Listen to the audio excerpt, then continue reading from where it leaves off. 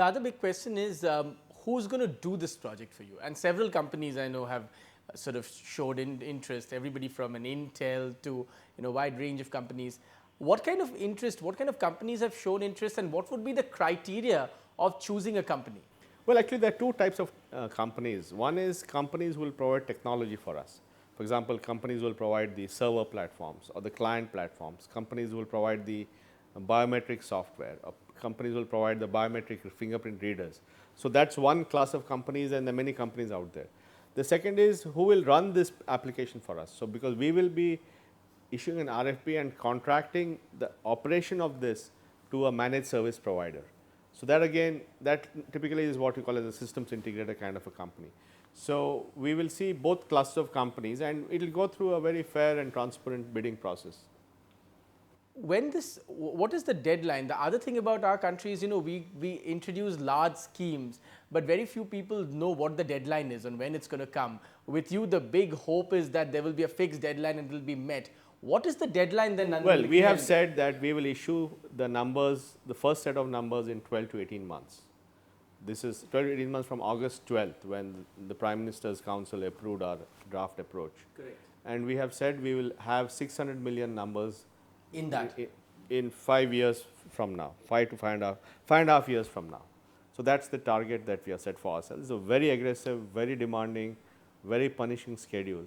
But we believe that we have to set aggressive targets if we have to get this off the ground. And by when do you believe that India's roughly 1 billion people will actually? No, that will take more time, because the last few 100 million will become more and more difficult, because they'll be in more inaccessible areas, they'll be on islands, they'll be in forests, they'll be in areas where law and order is a challenge. So the last few 100 million will take time. But we think that in the next few years, we'll be able to create enough of a critical mass and enough of a momentum for this so that it will carry on and wrap up everybody into the system. Tell me, Nandan, you think a lot about not just technology and the company you used to run before your present role, but also about the way or the direction in which India is headed. When a system like this is put in place, we are in a country which is grappling to bring about inclusive growth, the term that you used once again in the beginning of the interview, and large swaths of the country are now battling back the state, especially in the Maoist corridors of the state, because development clearly hasn't reached them in 60 years. And that's one of the key issues.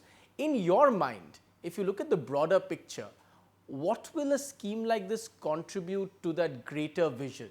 No, absolutely. This is all about giving people who are on the margin of society a chance to participate in the society and the economy, because once people have identity, it will entitle them to public services, it will entitle them to get what they deserve. With the identity, if we can open a bank account, they can start getting money into the bank account, they can start getting direct benefits, they can participate in the economy. I mean, the UID is a foundation, a building block for many other things that will have a societal role. Do you believe one of the critical problems of India has been, and this scheme perhaps will address that, is that a large swath of our country, it's people who really don't have an identity at all. I mean, we keep talking about large swaths of this country, we don't know what's happening there. Northeast, we don't know what's happening. No, there are a lot of people in Delhi who don't have identity. So forget about going outside of Delhi. There are people here, migrants who have been in the city for many years, who don't have identity, and they're on the margin, they're in the shadows. They don't have access to public services, they don't have a ration card, they don't have a house. I mean, these are the people we need to help with these kind of things. Since you mentioned house, do you now have a home in Delhi? No, I'm also one of those.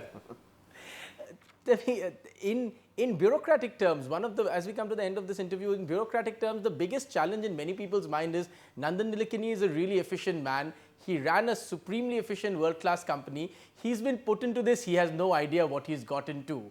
How will, once he gets into the role of, bureaucratic red tape, it'll just bog him down. That's the overwhelming sense even in Delhi. What is the chances that sheer bureaucracy will bog down a scheme like that? Well, I think, I recognize that there could be certain, impediments because of the impedance in the system. But I think, I've tried to take stock of this. I've tried to understand how it can come in the way and what are the sort of externalities I should think about. And I'm now reasonably assured that we will be able to do what we set out to do even when we are dealing with any challenges of that sort. Are there privacy or privacy concerns? Oh, absolutely. We will have to look at privacy. We'll have to look at what are the laws for privacy. Though that's not technically our concern, we'll have to promote a discussion on this because. What are the privacy concerns essentially? Well, basically, see, when you have large amounts of electronic data, then if that data can be used in the wrong way, either it can be used for invasion of your privacy, for surveillance, or for marketing to you, and so on. How will you prevent that these things don't happen? So that's part of our job. Part of our job is to come out with a technology, legal, and societal structure which puts the proper checks and balances in place. And you're assuring essentially that this data, because a lot of people, in the cyber age, a lot of people are scared even to give, their credit card number onto the net. And when you put a number like this, we live in the age of incessant phone calls on our mobiles from people we don't know. The same thing. We are not going to give this data out. All we are going to give from this system is a yes or a no. Right. So it's only a verification system. At the end, RTI was another revolutionary idea that a lot of people adopted. Already we are seeing the state in some senses lashing back. And there's been a lot of criticism in the last few weeks about how the great RTI scheme is, there are these little dampeners that are coming onto the scheme legally where the state is hitting back and refusing to share its secrets in some senses. What are the chances that, the same rigmarole won't go through in the identity scheme? No, I mean, this project is very complex and it's humongous. And so obviously there are a lot of challenges which we'll have. But at the end of the day, we think because this is going to deliver benefits to the poor of India, that's what is going to give it its strength, and that's what will make it stick. How long you're going to be on the scheme for about 5 years? Is there a possibility that you will continue on the scheme for a decade? I think let me focus. I have a lot of work to do in the next 5 years, so I'm not worrying about what happens after that.